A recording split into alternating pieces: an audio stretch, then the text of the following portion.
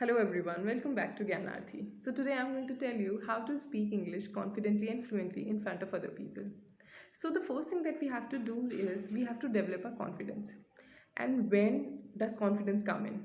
When do we know that we are confident? Only when we know that we know the things. Okay, this is when confidence comes in. For example, I can give you an example.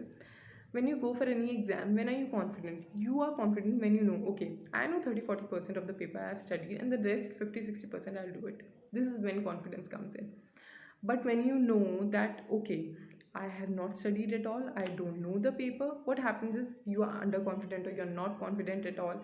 And even if your subconscious mind knows the subject really well, you are not able to put it on words. You're not able to put it in words because you are, because you are underconfident. You think that you don't know the paper, rather you know, your mind knows something out of it. Okay, so this is what is the role of confidence. When you're confident is the only time when you'll give your optimum, you'll give your 100%. Okay, so the first thing that you have to do is you have to go to anyone in your family, in your friends. For example, you can go to your mother, your father, your brother, your sister, or your friends, and you have to tell them, okay, I'm going to speak English for 15-20 minutes in front of you, and you have to hear it out. You don't even need to revert me back that in English, or you don't have to tell me my mistakes. You simply have to listen to me. Now, the role of third person or the second person is important because this is going to help you speak English in front of anyone else. You will have someone in front of you. Okay, so and for people who will say that, okay, I don't have anyone, I don't want to go to anyone, I'm very shy to do that, I have one thing for you. Do one thing.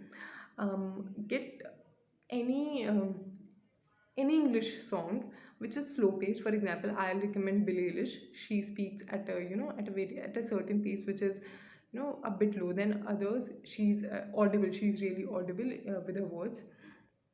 And you have to play the lyrics. You have to you'll Google the lyrics on the phone screen, and you will have to speak after she speaks, or pause the song after she spoke, and repeat beside her.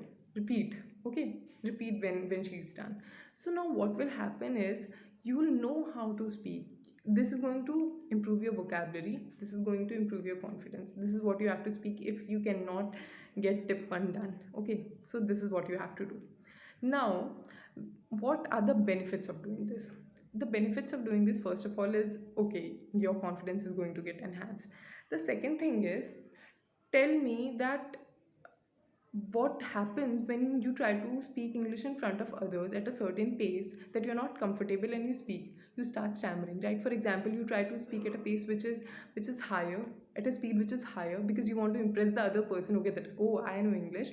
But what happens is, instead you start stammering. Now the next time what will happen is, when you are in front of people, you want to speak English, that, okay, no, मैं हकला गई थी, I started stammering, and this is going to call your confidence at a low line. Okay, so what you have to do is, after doing this practice, you will know what your pace is, at what pace your mind works. Your mind works as in that different words come in when you are speaking at a certain pace. For example, you would have seen Anushka Sharma. She speaks really fast, but that doesn't mean that she's overacting or something.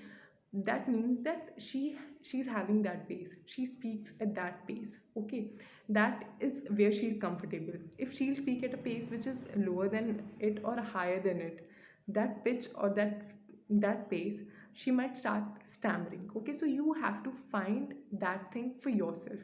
No one else can do it. You'll have to find a strata where you know that you are comfortable, and that is the place where you deliver your optimum. For example, I deliver my optimum when I speak really fast, because I'm a bit slow. That is why you can see that a bit stammering will come. Okay, but when I'll speak at my pace, a very fast pace, what will happen is that my mind is going to work very well. It is going to give the optimum. Okay, so you will have to find that optimum for yourself, at that pace for yourself, where your mind plays the optimum role.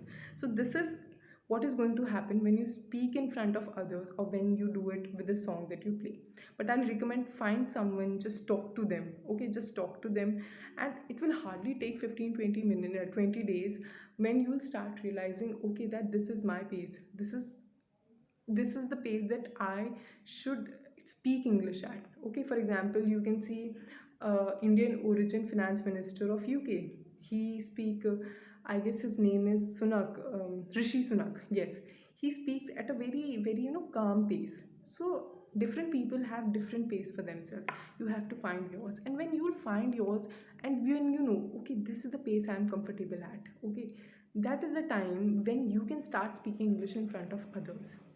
This is a very very important exercise, let me tell you. This is very important exercise. Okay, so go do it for yourself and let me know, did this help you or not.